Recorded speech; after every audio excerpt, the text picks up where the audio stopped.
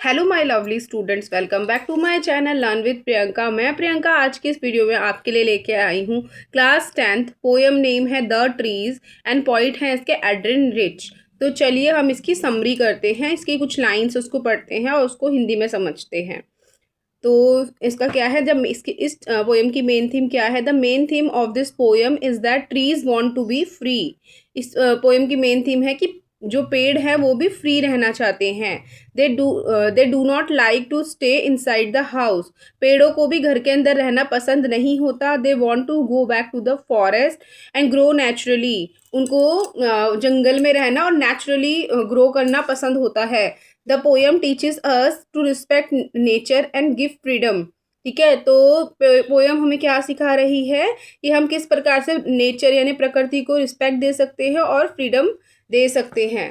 तो इस पोएम की कुछ लाइन्स है, तो चलिए उसको पढ़ते हैं। पोएम की लाइन्स है, the trees inside are moving out into the forest that was empty all these days, where no birds could sit, no insect hide, no sun bury its feet in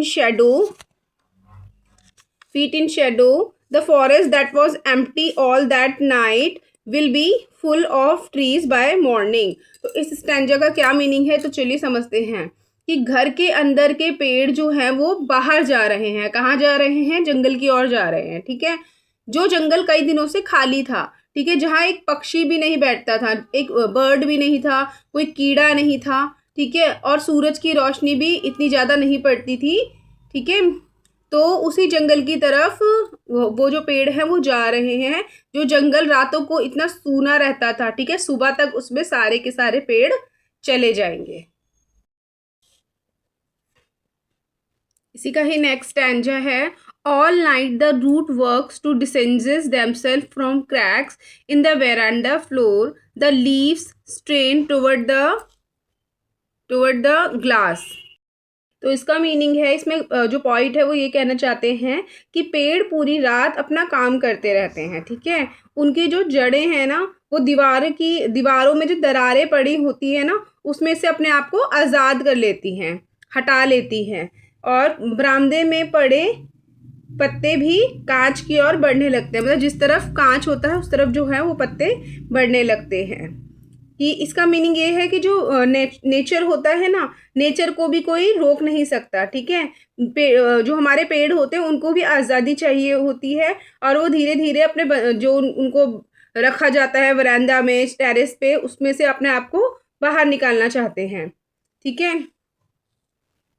next line है, small twigs stiff with exertion, long cramped boughs shuffling under the roof like newly discharged patient, half dazed, moving to the clinic doors. तो देखिए इसमें क्या बोला है, ये point ये कहना चाहते हैं, जो ट्रीज के थ्रू पॉइंट ये कहना चाहते हैं कि आज़ादी सबको प्यारी होती है। ठीक है, जो पेड़ जो हैं वो भी बंद जगह से निकलकर आज़ाद होना चाहते हैं। मतलब वो बंद जगह में नहीं रहना चाहते हैं, वह लंबे समय से कैद थे, इसलिए बाहर निकलते समय धीरे धीरे और संभल कर वो आगे बढ़ते हैं, और ऐसे करते हैं जैसे कि कोई बीमार इंसान को हॉस्पिटल से डिस्चार्ज कर दिया गया हो। पेड़ इस प्रकार फील करते हैं। तो इसी की ही नेक्स्ट लाइन है, I sit inside doors open to the veranda, writing long letters in which I scarcely mention the departure of the forest from the house. The night is fresh, the whole moon shines in a sky still open, the small of leaves and lichen still reaches like a voice into the room. तो इस stanza में जो point है वो ये कहना चाह रहे हैं कि प्रकृति अपनी आज़ादी को वापस पा रही है। ठीक है, मतलब पेड़ जो हैं वो अपनी आज़ादी को वापस पा रहे हैं, वो घरों से निकल के जंगल की ओर जा रहे हैं। पेड़ घर में क्या थे? कैद थे। ठीक है, और वो अपनी इस कैद से निकलकर फिर से जंगल में लौट रहे हैं, और उनके जाने से घर जो है वो खाली हो रहा है। ठीक है, अब पेड़ निकल रहे हैं, घर तो खाली हो रहा है क्योंकि वो जंगल की तरफ जा रहे हैं। ठीक है, लेकिन प्रकृति जीवन और स्वतंत्र हो रही है। ठीक है, जो हमारा पेड़ है वो आज़ाद हो रहे हैं। कहीं नेक्स्ट स्टैंजा है, my head is full of whispers which tomorrow will be silent. Listen, the glass is breaking. The trees are stumbling toward into the night. Winds rush to meet them. The moon is broken like a mirror. Its piece flash now in the crown of the tallest oak. तो चलिए इसको हम समझते हैं. इसमें poet ये कहना चाह रहे हैं कि जो पोइट है ना वो चुपचाप बैठे हुए हैं, क्योंकि उन्हें लगता है कि अगर वह कुछ बोलेंगे तो क्या होगा, पेड़ों को दुख पहुंचेगा. मतलब वो पेड़ों के प्रति सिंपैथी दिखाएंगे तो पेड़ों को क्या होगा, दुख पहुंचेगा. इसलिए वह सिर्फ सुनते हैं. पेड़ बाहर जा रहे हैं, हवा उनसे टकरा रही है और खिड़की का कांच भी टूट रहा है.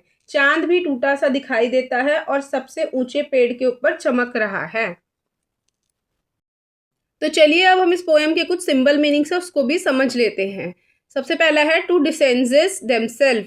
डिसेंजेस देमसेल्फ होता है टू सेपरेट देमसेल्फ, अपने आप को अलग कर लेना. स्ट्रेन मीन्स होता है make effort to move, move करने के लिए एफर्ट करना. बोफ मीन्स होता है ब्रांच.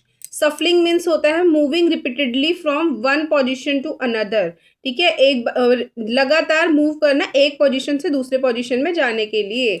लाइकेन मीन्स होता है क्रसली पैचेस और bushy growth on trees trunk. Bare ground formed by association of fungus and alga. ठीक है, क्रसली पैचेस मतलब एक पेड़ों पे ना एक पैचेस से बने होते हैं. ठीक है, ये हमने साइंस में भी पढ़ा है. पेड़ों में एक पैचेस से बने होते हैं.